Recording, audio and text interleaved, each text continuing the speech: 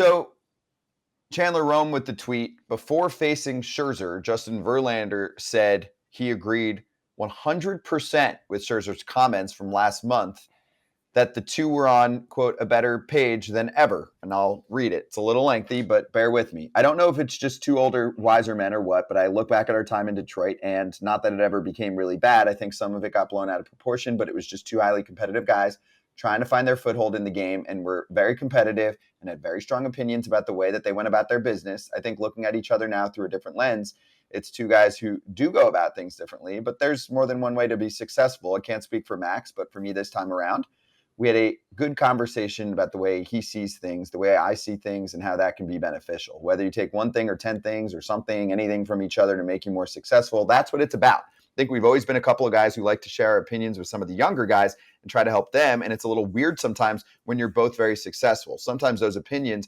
aren't necessarily wanted. Now I think with the different lens that I had, for sure, and I'm sure Max would say the same, we just had a mutual appreciation for one another, and it wasn't so competitive. That allowed us to have better conversations and learn more about each other just as human beings. We got along very well.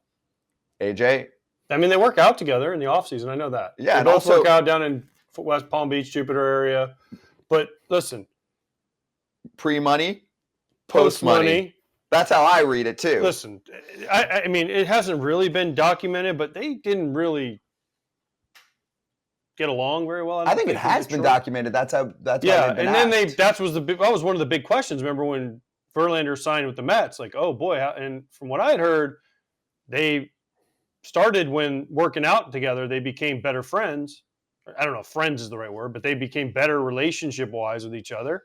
And then you saw Max's. I mean, that was a long-ass quote to say, but I mean, he could have said, "Yeah, we're friends," and could have done like Anthony Rendon and be like, no hablo inglés, friends, amigos, and walked out. Well, JV's preparing for his next career. He'll be a broadcaster maybe. Probably, yeah. But it was good to hear them come out and say that, because I think there had always been questions about that. And then people questioned the Mets clubhouse.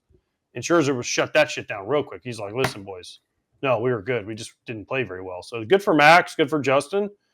And listen, time to move on, but I can't wait to see them pitch against each other tonight. Yeah, I think when he talks about it was two young guys that dominated on the scene and were very good. And I think at the same time, you want what's best for the one guy, you want what's best for him, and you want what's best for yourself. But at the same time, you're looking at it like, I need to prove something. And I feel like that's what I'm taking out of it. They both wanted to prove that they were the best. And that's not necessarily a bad thing too as well. And that brings out the best in both guys. And again, yeah, they're older, they're wiser now. So now they can have an understanding of how they started, what they thought about, and now who they really are in life. And they're trying to help out the younger guys. Like you said, it was drawn out in a big paragraph. So that makes you think a little bit. But yeah, I think in the beginning of their careers, they both knew how good they were. They wanted the best out of each other, but especially they wanted the best out of themselves moving forward. I want them to be honest and tell what their feelings were back in the day, not how they feel now. I want to, like, were they like, oh man, I was super jealous when he won the Cy Young and MVP.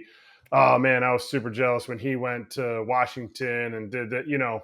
I want to hear what drove him. It was like, I hated his voice. Or every time I see him in a clubhouse, I didn't like him. That's what I want to hear. I want to hear, because that I think you can learn from too. If you talk about like teaching young guys, you can learn from, because that's rare in baseball that guys have this like pitted against each other mentality by the time you get to the big leagues. Through college, it's like Johnny College, where it's like, oh, that dude's trying to take my spot. I'm the Friday starter. He's the Sunday starter. That kind of thing. And then it's like low A, high A, double A. It kind of gets whittled out, and it's rare that you have that at the big leagues. It's also rare that you have two Hall of Famers on the same team coming through their arbitration years. Also, don't forget, when Scherzer came over to the Tigers, JV was the alpha. Yep. I mean, Justin was the alpha on the pitching staff. I mean, they had Cabrera and some other dudes in the field, but Verlander had been there for a while, and he had taken him to the World Series, and he had already done a lot of things. So Scherzer's coming over as a younger-ish guy. And so he's probably like, listen, I'm just as good as you, and I'm going to prove it. So, I mean, we weren't there. We don't know. But I'm thinking like, and I think Max kind of admitted this in his quote, like, we were competitive, and I was trying to keep up with him. And JV's like, stay down there, little boy. I'm still the man here in Detroit, right? Like, I mean, that's kind of how it goes. And that's not a knock on Justin at all.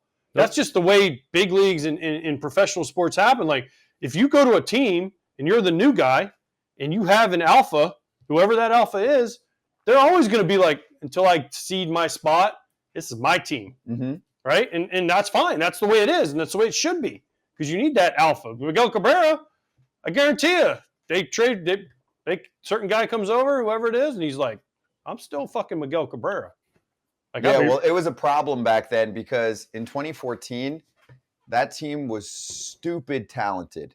That team had 13 and 14. Miggy, V-Mart, Prime, both. Castellanos, JD Martinez, Verlander, Scherzer, Porcello, Price, Porcello. Torrey Ridiculous Hunter, roster. Fielder. They had and all guess those what? dudes. Because I would be in the playoffs. That's when I would hit the road and be stationed with one team.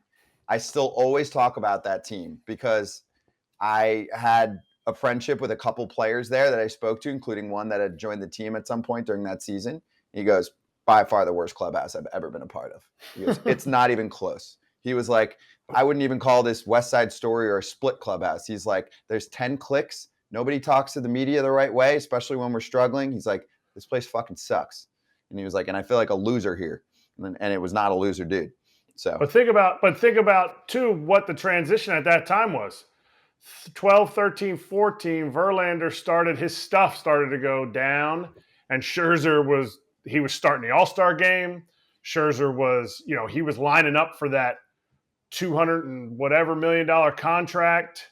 He was, he turned down the huge contract, and at all that time, Verlander was kind of going down. So he went alpha male to the new alpha male. Then they got Price, who was the elite of the elite at that point, coming in and being like, "Oh, dudes, what's going on?" And I think, they probably ran into that, like the crossing of paths at the time. Verlander since has gone back up, and Scherzer's just stayed at that level. But that was a tumultuous time, especially if you're saying Verlander was the alpha, because he was going down at that time. I want to hear some stories from that time. I mean, he was the alpha. Yeah. I mean, think about David Ortiz's grand slam that he hit against Benoit in the playoff 13, or at the Cop with the one hand up. Yeah, of course. Right? I mean, that changed. I mean, the Tigers could have gone on a run for years with that team, and that home run kind of knocked them back, gave the Red Sox another World Series, but they never really recovered. They did not. The only thing I will say to spin it forward, because then we got to jump to one more topic here, is them being friends didn't work either. It didn't. I mean, this was a disaster season for the Mets in a different way. But those two have been much better since moving on, which, at least according to Verlander, has some to do with the way that the Mets were preparing game day pitching. No? It just didn't play very well. I hate Edwin Diaz. That's why they lost. Edwin Diaz. WBC. WBC ruined the Mets. Damn WBC. It's always the WBC's fault.